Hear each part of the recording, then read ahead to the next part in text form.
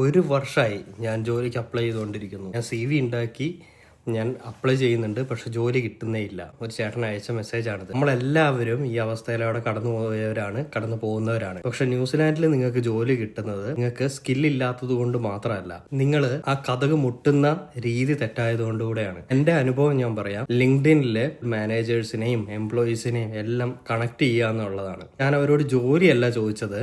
ഞാൻ ചോദിച്ചത് ഇതാണ്: എൻ്റെ CV നന്നായിട്ട് റിജക്റ്റ് ആവുന്നുണ്ട്, ഇതിൽ ഞാൻ എന്താണ് മാറ്റേണ്ടത്, എനിക്ക് എന്താണ് മിസ്റ്റേക്ക് പറ്റുന്നതെന്നൊന്ന് ഹെൽപ്പ് ചെയ്യാമോ, എങ്ങനെയാണ് അപ്സ്കിൽ ചെയ്യേണ്ടതെന്നാണ് ചോദിച്ചത്. അതിൽ തന്നെ പലരും എന്നെ റിജക്ട് ചെയ്തു. എനിക്ക് നിങ്ങളെ അറിയില്ല, ഞാൻ റെഫർ ചെയ്യില്ല എന്ന് പറഞ്ഞ ആൾക്കാരുണ്ട്, മെസ്സേജ് റിപ്ലൈ തരാത്ത ആൾക്കാരുണ്ട്. പക്ഷെ ഒരു ദിവസം ഒരു മാനേജർ എന്നെ ഒരു കോഫി ചാറ്റിന് വേണ്ടി വിളിച്ചു. അതൊരു ഇന്റർവ്യൂ ആയിരുന്നില്ല.